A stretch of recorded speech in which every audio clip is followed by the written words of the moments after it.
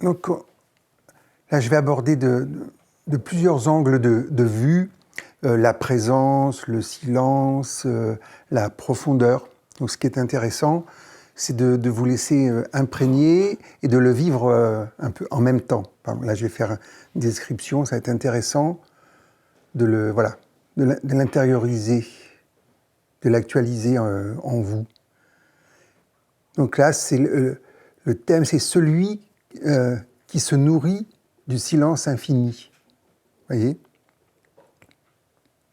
Donc on retrouve la vacuité qu'on connaît bien des taoïstes, le vide médian du cœur, voilà. Ces choses-là, c'est le silence infini. Et c'est ce qu'on retrouve d'ailleurs chez ceux qui méditent beaucoup, beaucoup. Ils ont à la fois un état de sérénité, de tranquillité, et ils sont joyeux. En même temps, ça qui est beau. Alors, pas radieux, parce qu'il y a tout. On a déjà parlé la dernière fois du faux sourire de mise que le bouddhiste doit avoir quand il est en état, voilà, de connexion. Mais c'est réellement, il y a une joie profonde qui jaillit et qui se partage tout autour. Ça, c'est un signe intéressant. Et on avait dit aussi ressentir la paix. Il faut arriver, donc, pour être dans ce silence infini, être dans une profondeur quasiment infinie. C'est-à-dire qu'il faut vraiment y aller. Dans ce sens-là, où les pratiques sont importantes. Pratique de la méditation profonde, et comme dirait Zundel, sans bruit, pour écouter le silence. Bon, là, on connaît, ce sont les problèmes qu'on a dans la méditation, quand le mental, mais surtout quand les préoccupations mentales et émotionnelles nous accaparent. Parce que quelque part, qu'il y ait du bruit, si on n'est pas dessus, c'est pas gênant. Sauf que si on vient, par exemple, participer à un office ou une méditation en amenant sa problématique du moment ou du jour, on est avec nous-mêmes, on est sur nous-mêmes, on ne participe pas. Donc l'idée, c'est d'ouvrir en nous, ou dans l'être qui est en face de nous, un espace d'amour. Et c'est là où on va retrouver le vrai visage de la personne. Donc il faut avoir envie de le faire. Et quelque part, c'est là où il faut surtout aspirer à être surpris, parce que chaque individu est un mystère en Dieu, comme Dieu est un mystère. Mais en même temps, il y a cette beauté, cette radiance.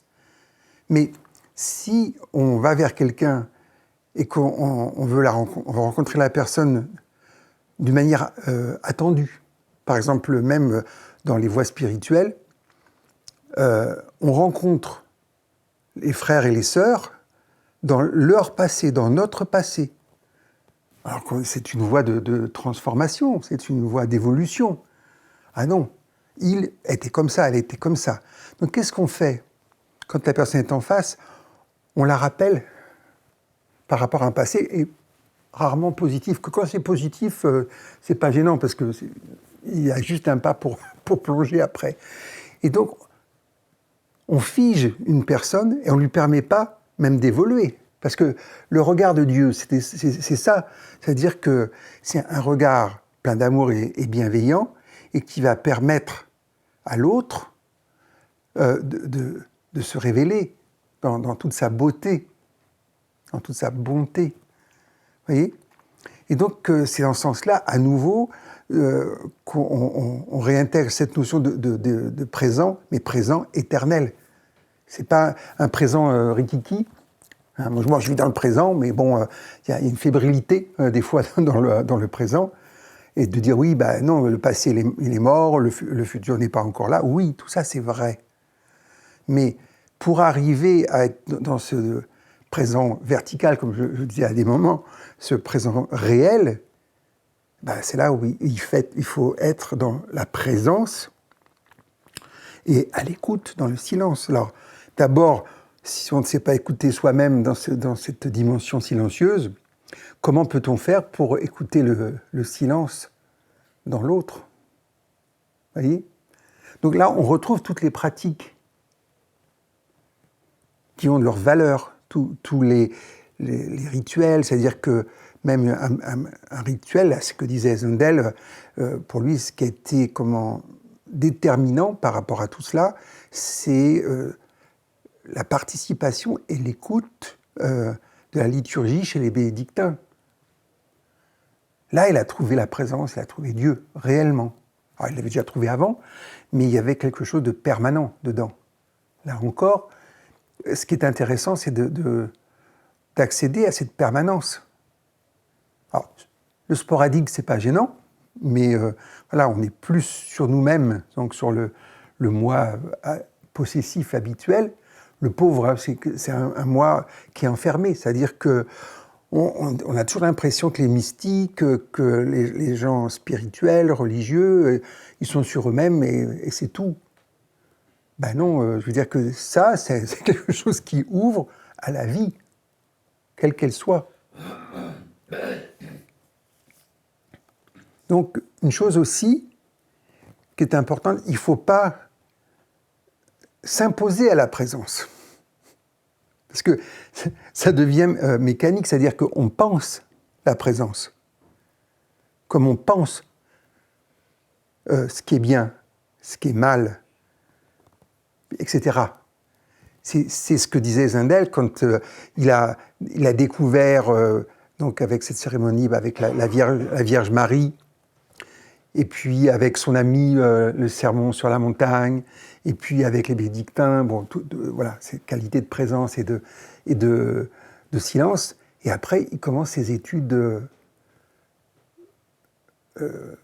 pour devenir prêtre, et on lui fait apprendre des formules.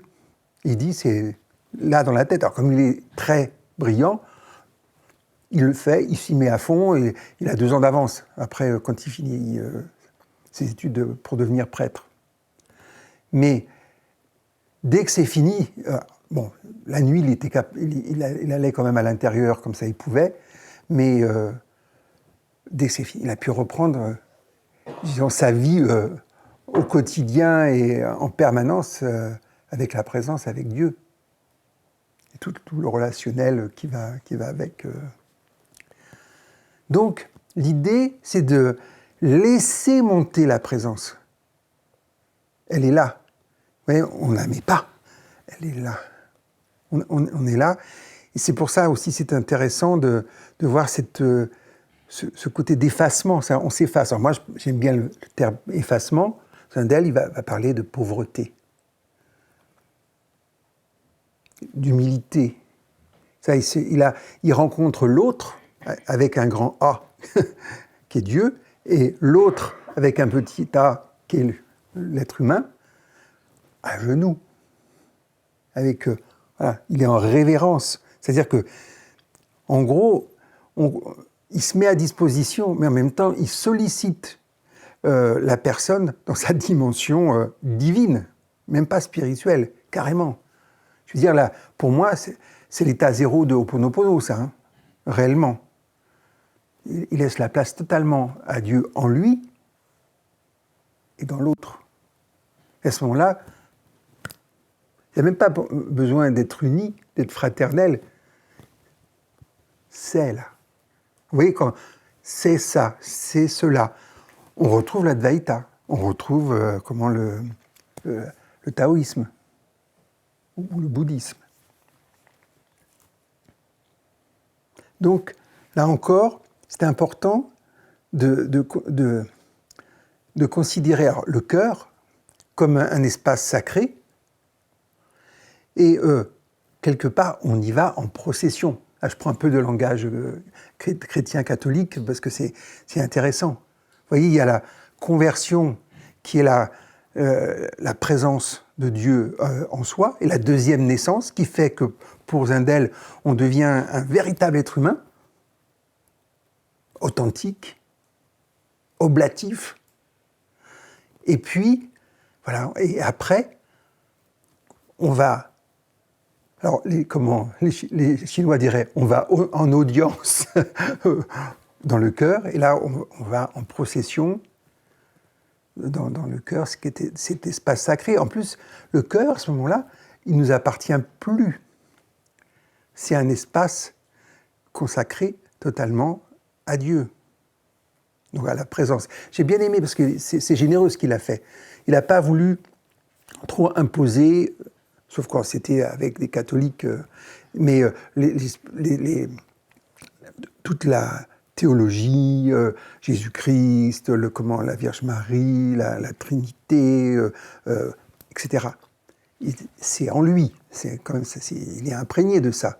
Mais la présence. Mais quand lui dit la présence, waouh, c'est pas rien, quoi. C'est tout ce qu'on vient de dire. Et donc, quand on va avec amour, disons humblement, moi je préfère avec amour, vers la présence dans notre cœur, je veux dire, là, on est prêt à être émerveillé. D'accord ? On ne sait pas ce qui va se passer.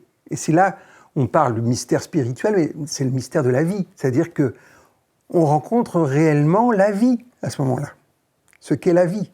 Et dans cette vie, on peut, à ce moment-là, dans cet état d'esprit, on peut rencontrer tout le monde. Là, on devient vraiment universel. Là, on devient christique, on va dire, ou bouddhiste, ou bouddhique. Voilà. Donc, vous voyez, on va, dans un premier temps, être dans la présence d'amour, puis après, on va reconnaître l'homme en Dieu. Alors, l'homme, l'être humain. Et qu'est-ce que ça a comme effet ? Un effet libérateur. On se libère et on permet à l'autre de se libérer en Dieu et d'être pleinement lui-même ou elle-même.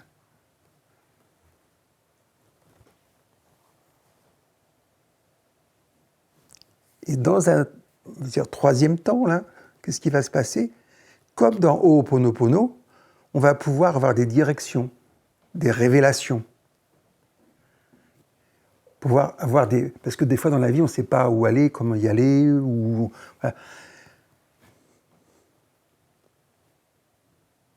Comme on voyait Zindel qui voulait absolument être un curé de paroisse, s'occuper, on lui avait donné des pauvres, les pauvres, ça, mais les riches, ils s'occupaient des riches aussi, il n'y a pas de problème, c'était ça. Et puis sa hiérarchie, et puis la vie, c'est-à-dire aussi le divin, Dieu, il en a décidé autrement. Donc il s'est retrouvé abbé, qui a fait ses 40 ans de traversée du désert, comme Moïse, qui n'a jamais pu aller au bout, il est resté après la montagne, il est resté dans le désert, à errer.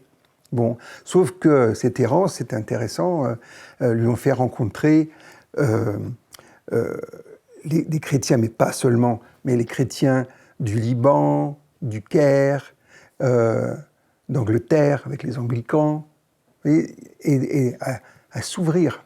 Encore plus, s'il était ouvert, mais là, encore plus. Et je dirais que cette histoire de liberté, quand on permet à l'autre d'être libre, ça c'est la réelle bonté. Il faut être bon. Non. La bonté, c'est cette conséquence. Il y a une bonté qui est là.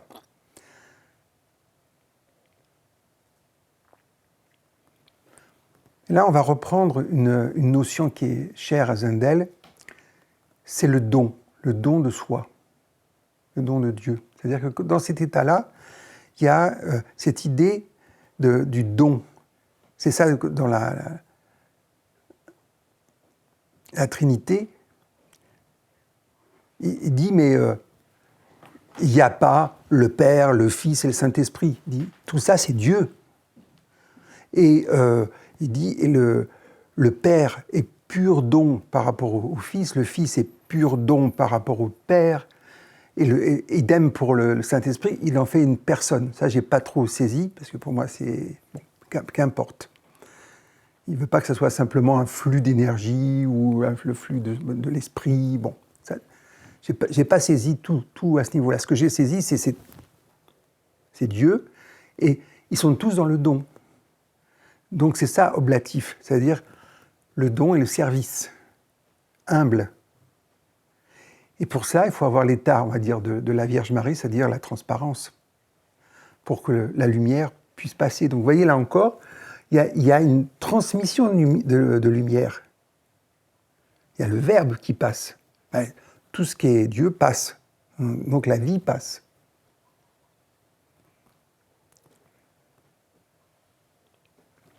Donc là, on va essayer de voir un peu, on va fermer les yeux avec l'idée d'écouter ce silence que l'on perçoit dans l'autre, dans un espace.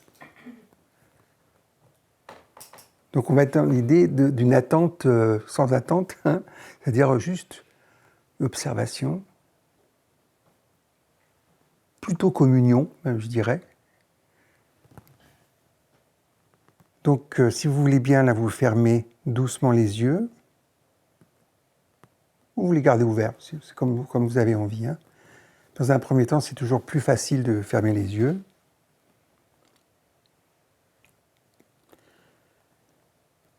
Et vous visualisez le cœur, cet espace en soi,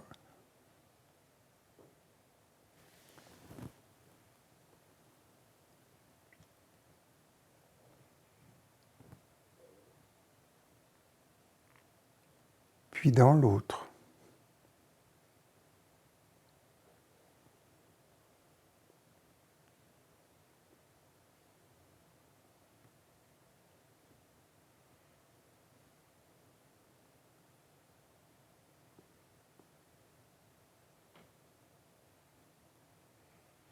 On écoute le silence dans l'autre.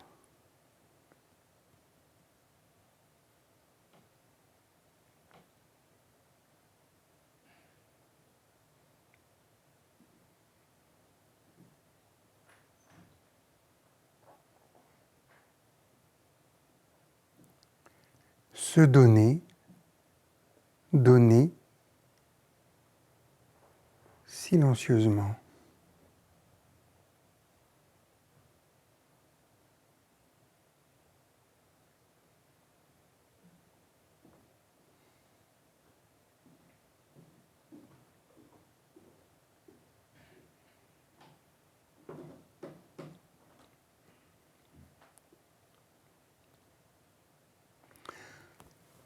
Donc vous pouvez tout doucement ouvrir les yeux et c'est à ce moment-là, si nécessaire, que l'on peut parler de manière inspirée.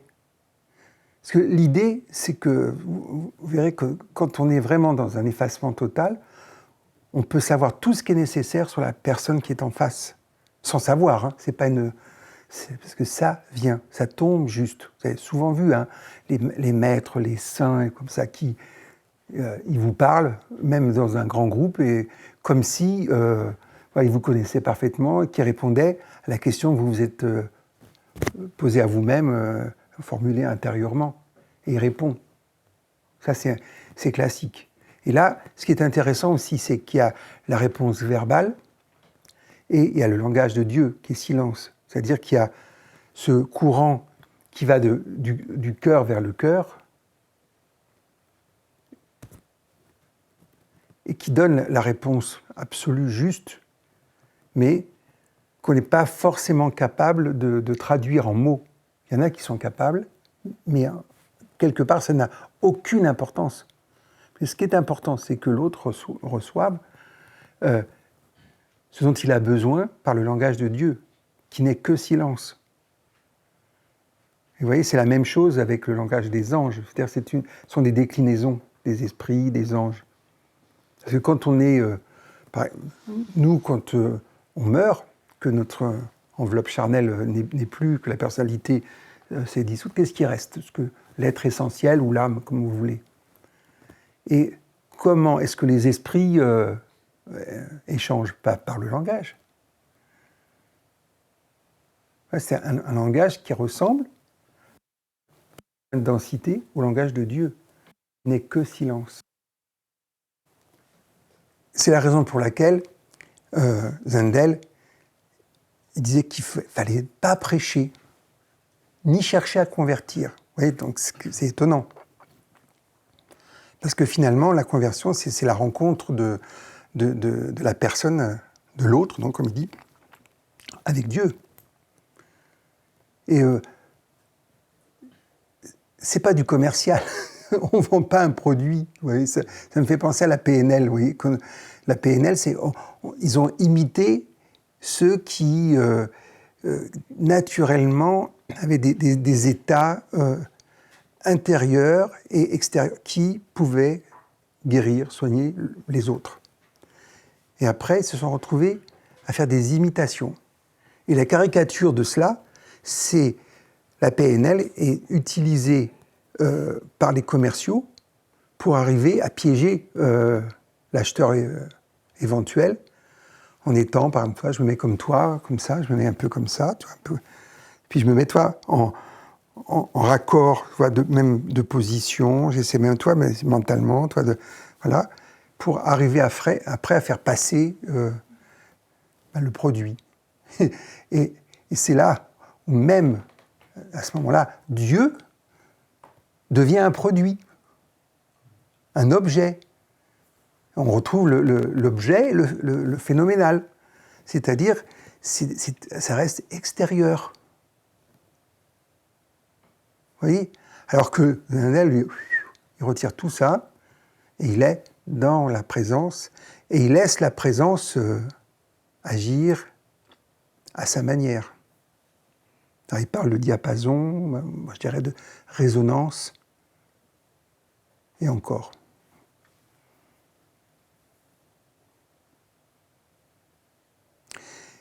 Et il rajoute une chose, il dit il ne faut pas empêcher l'autre d'accéder à la lumière. Donc en plus, on devient un obstacle. C'est ce qu'on retrouve des fois avec nos enfants. C'est qu'on a tellement envie de leur dire des tas de choses, mais bon, sûrement valables. Et puis, plus l'enfant grandit, plus il est non, je veux pas, je veux pas, je veux pas. Et il y a une résistance. Et nous, mais non, mais c'est pour ton bien. Non, tu vas pas faire ça. Non, mais c'est comme ça. Donc, on devient affirmatif, voire intrusif pour leur bien. Alors, on dit, ouais, mais la permissivité, ça marche pas non plus, quoi. Mais non, mais ni l'un ni l'autre. Donc là, on va reprendre l'exercice initial, mais un peu plus rapidement. C'est-à-dire, on va plonger dans le cœur sacré, à la rencontre de la présence.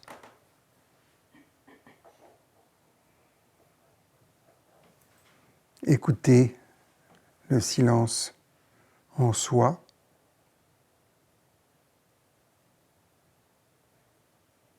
Et après, écouter dans l'autre, mais pour l'autre. Et ce qui est intéressant, c'est qu'on peut choisir une personne. Donc ça, c'est avec qui déjà on est en facilité d'échange. Après, il serait bien de prendre quelqu'un avec qui on n'arrive pas du tout à communiquer. Ça, c'est très intéressant. C'est-à-dire aller au-delà des voiles d'illusion, des voiles de bêtises, chez nous, chez l'autre, voilà, tout ça, pour aller vraiment dans cette profondeur et voir ce que cela donne. Et dans un deuxième temps, on peut le faire avec un groupe,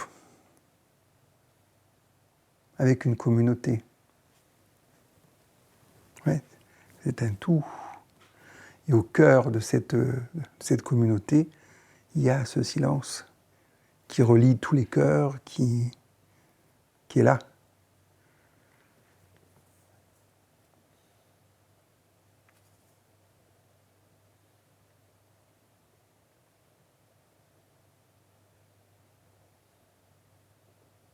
Et on peut le faire avec une nation.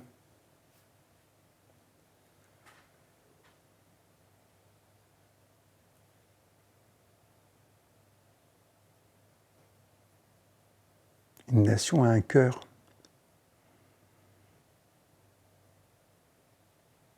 Et quand les nations s'opposent, on relie le silence profond du cœur de la nation à l'autre.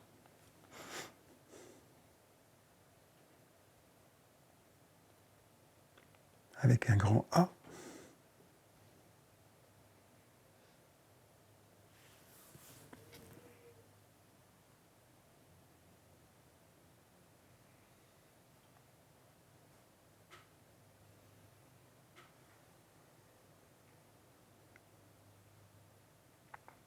Pour moi, ça, ce travail-là, c'est quelque part en résonance avec ce que font les moines, les nonnes. Ils prient pour le monde. Mais si on prie pour la paix dans le monde, par exemple, comme c'est fait, comme les Miss France et les Miss Monde disent oh, « je veux la paix dans le monde », comme ça. Alors c'est mignon comme tout, hein, c'est sympa, mais faudrait faire un peu dans le coaching de préparation, la paix dans le monde. Voilà. Donc il faut qu'elle mette la paix en eux, en elle, et puis voilà, qu'elle partage avec le monde. Mais c'est la même chose. Si vous êtes dans un mental discursif, oui, il y a besoin de la paix dans le monde, et puis il faut que les gens se convertissent et prennent conscience que nous sommes des êtres spirituels, voilà, ce qui est vrai, mais vu comme ça, ça ferme plutôt que ça ouvre. Et ce qui est intéressant, justement, dans ces retraitants, quels qu'ils soient, de quelque confession qu'ils soient, c'est qu'ils sont à l'écoute du silence intérieur. Alors, à vie, c'est pour certains, et certaines, et des fois dans des retraites d'1 an, 2 ans, 3 ans, 3 jours et 3 mois, par exemple.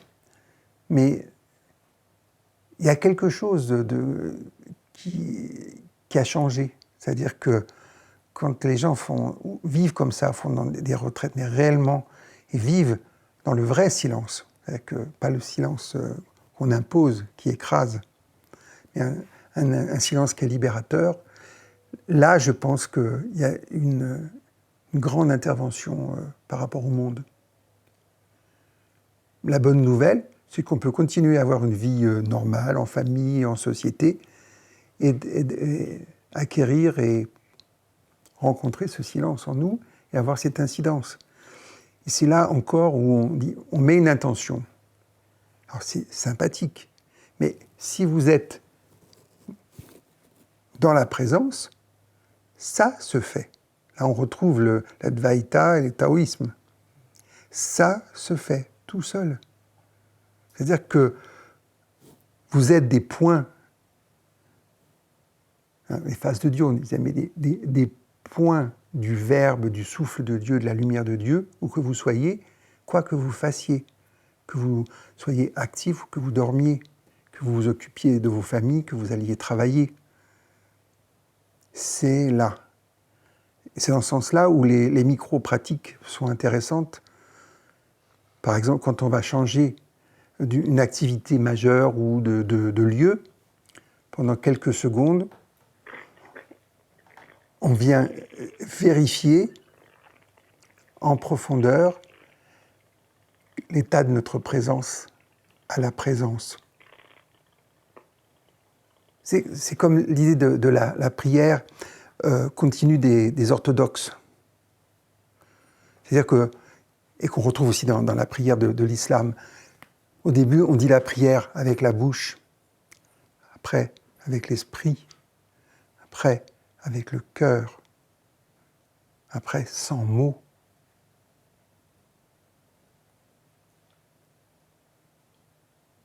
sans mouvement. Et là, ça se fait.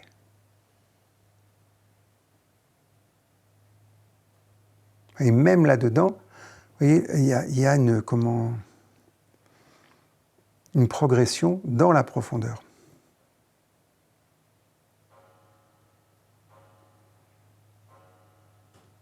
Donc à lire Récit d'un pèlerin russe, c'est très intéressant pour la prière continue ou perpétuelle, qu'on retrouve avec les prières des moines du mont Athos aussi. Hein. Ça prie.